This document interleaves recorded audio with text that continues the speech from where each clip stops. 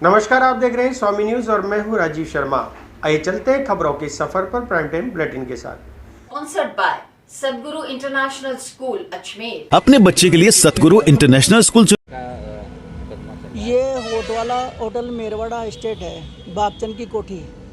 इसके संदर्भ में हमने पूर्व में जिला कलेक्टर महोदय, नगर निगम आयुक्त महोदय, इनको सबको अवगत कराया कि यहाँ पर अनलीगल कार्य होता है, शादियाँ होती है। शादियाँ जो इन्होंने क्या एनओसी ले रखी है नगर निगम से, फायर की एनओसी ले रखी है। इसके अलावा इनके पास किसी प्रकार की कोई ज़मीन संबंधी दस्तावेज नहीं है।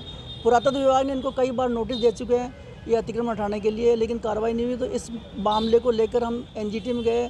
एनजीटी में हमने विस्तृत कागजात सब कुछ बताया। उन्होंने स्क्रूटनी की। स्क्रूटनी करने के बाद में ये नोटिस जारी किए गए उनको। कौन कौन को बनाया गया?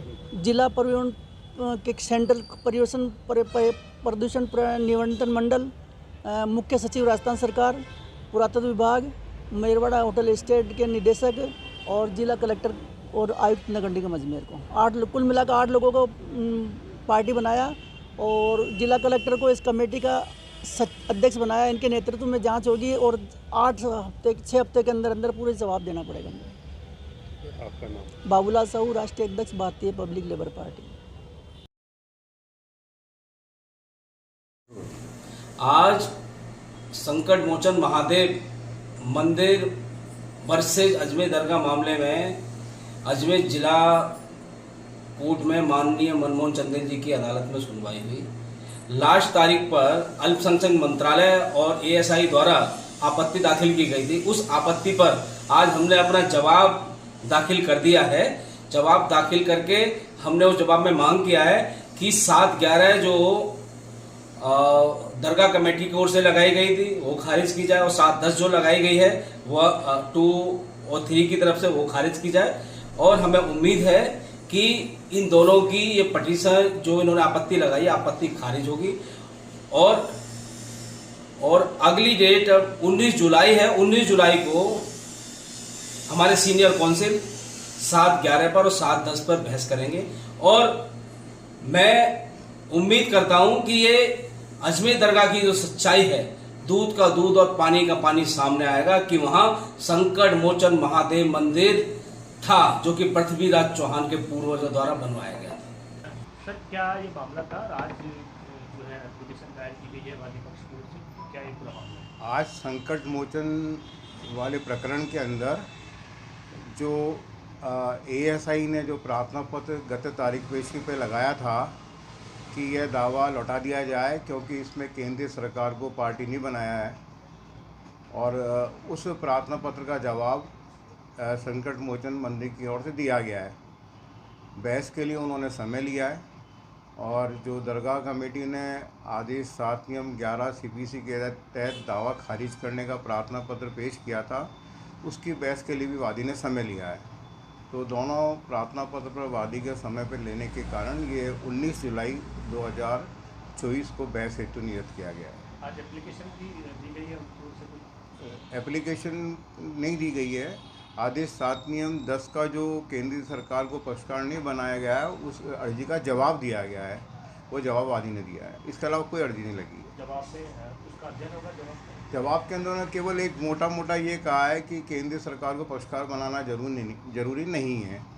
बाकी ऐसी कोई विशेष विधिक पहलू को उन्होंने जवाब में नहीं लिया है। और मेरे मत में बिना केंद्रीय सरकार को पक्षकार बनाए एएसआई के खिलाफ दावा कदापि नहीं चल सकता। तो ये निर्णय माननीय न्यायालय करेंगे जो 19 जुलाई को तय। नशा मुक्त भारत अभियान जो कि आज 31 मई के दिन बनाया जाता है। नशा मुक्ति बहुत ज़रूरी है आज के दिनांक में, क्योंकि आज हम देखते हैं हमारे चारों तरफ वातावरण में काफ़ी सारे नशा आ गए हैं। जैसे कि पहले गुटखा, सुपारी, पान सुपारी, गुटखा होते थे, पर आजकल नए मॉडर्न ज़माने के नशे हैं जो कि बहुत डेंजर है, ख़तरनाक है। स्वयं के जानलेवा ही नहीं, पूरा परिवार को उजाड़ देता है। ऐसे नशे आजकल अब बाज़ारों में हैं।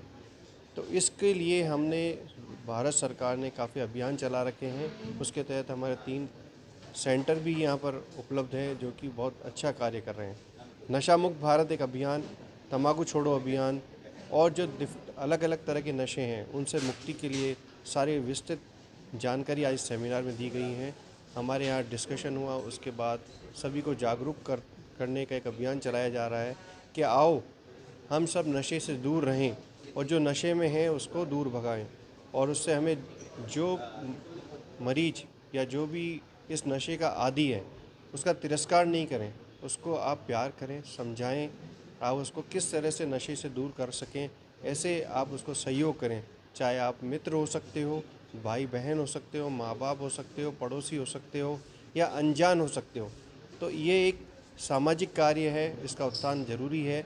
आइए जुड़ें हम सभी से अपील है कि आप आसपास में अगर ऐसा देखते हैं कि कोई आदमी नशे में है, कोई बच्चा नशे में है, तो आओ उसे नशा मुक्ति केंद्र ले चलें और उसे नशे छुड़ाने की आप उसे हेल्प करें। तो आप सब अगर हेल्प करें तो हो सकता है हमारा आने वाला भविष्य काफ़ी अच्छा होगा। आजकल के टारगेट है नए युवा, जिसको नशे की आदि डाला जा रहा है, जैसा कि हुक्का बार हैं, बाहर स्कूलों के बाहर पान सुपारी के आड़ में नशा बेचा जाता है। तो इन सब को रोकना अपना एक अधिकार ही नहीं, धर्म है।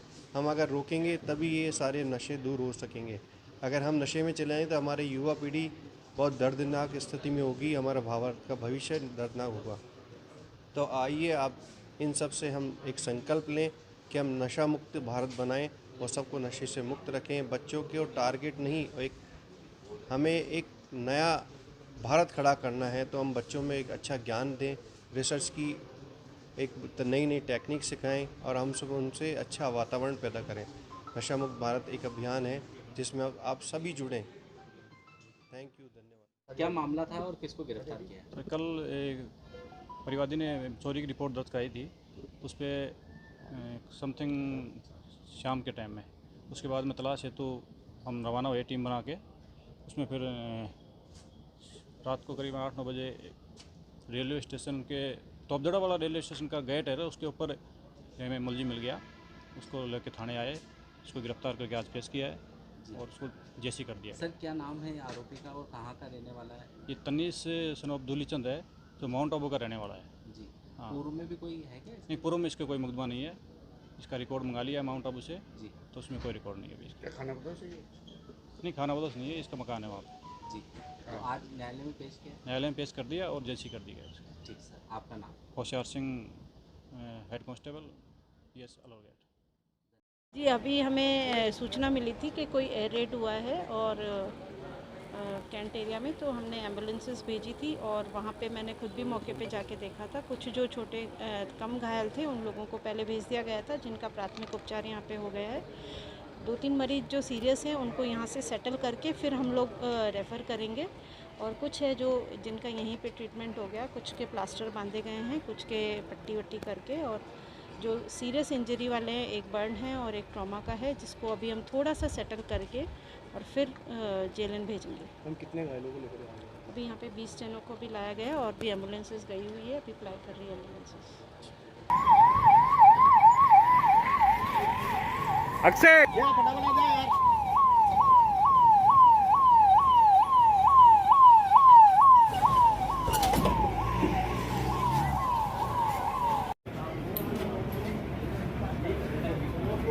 प्रमोद जी आप ही हो ना?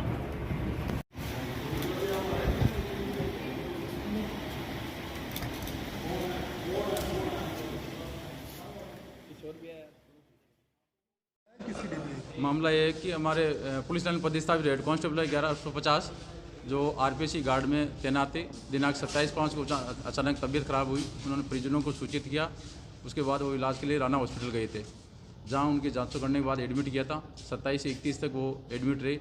आज सुबह ज़्यादा तबीयत ख़राब होने के कहकर उनको रेफर किया था वहाँ मित्तल हॉस्पिटल लेके, जहाँ उनको मृत घोषित कर दिया। उनके बच्चे ने रिपोर्ट दर्ज कराई है कि आज उनकी मृत्यु हो गई है। 3 दिन तक इलाज चला, उसके बाद उनकी मृत्यु हो गई, जिसका आज पंचायत में रिपोर्ट नोट करवाया। परिवार वालों ने क्या शिकायत दी? परिवार वालों ने यही कहा कि भाई ये तबीयत ख़राब होने से यहाँ हॉस्पिटल में गए थे, एडमिट करवा लिया था और उनका आज इनकी मृत्यु हो गई है राना हॉस्पिटल। आरोप लगा रहे हैं कि डॉक्टर की लापरवाही बता रहे हैं। वो स्पेशल पोस्टमार्टम रिपोर्ट और FSL के बाद में स्पष्ट हो पाएगा कि क्या स्थिति है। मेडिकल बोर्ड से हुआ? मेडिकल जूरिस्ट क्या नाम था इनका? Ghasiram head constable. अभी कहाँ तैनात है? ये पुलिस लाइन तैनात थे और RPC गार्ड में ड्यूटी थी इनकी। डॉक्टर भी आरोप लगे। हाँ, जनाना वो राना हॉस्पिटल के डॉक्टरों द्वारा लापरवाही बरतने का आरोप है। परिजनों में शिकायत दी होगी? हाँ, परिजनों से शिकायत दी है। ठीक, आपका नाम? कुन्नाराम हेड कांस्टेबल। मैं गुजर नागलाव से रात को चोर आया था मेरे घर पे, मेरी मम्मी पे हमला किया। मेरी मम्मी का माजा तोड़ के लेके गया, तो मेरी मम्मी ने यहाँ से पकड़ लिया, तो चोर ने हमला किया, चक्कू से मेरी मम्मी के हाथों में लग गई। फिर माजा लेके भागने लगा। तो मैं यहाँ पास में सोता था, मेरी सिस्टर सोती थी, मैं सोता था। मेरी मम्मी ने चिल्लाया जब मैं यहाँ से भाग के उस चोर को पकड़ा इधर मेरे गेट के पास में, तो दोनों इधर ही पड़ गए थे साथ में। फिर गाँव आ गए, फिर वो पुलिस थाने में संग रिपोर्ट दिया, उधर वो आए पुलिस।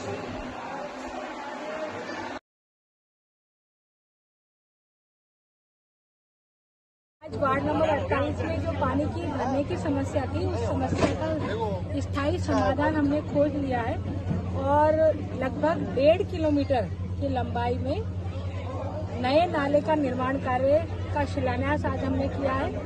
6,18,11,000 रुपए की राशि से ये 2 नाले क्षेत्र में बनने वाले हैं। तो एक नाला हमारा नानकी भवन के सामने से एस्केप चैनल में जाने वाला है, दूसरा नाला सुनहरी कॉलोनी से एस्केप चैनल में जाने वाला है।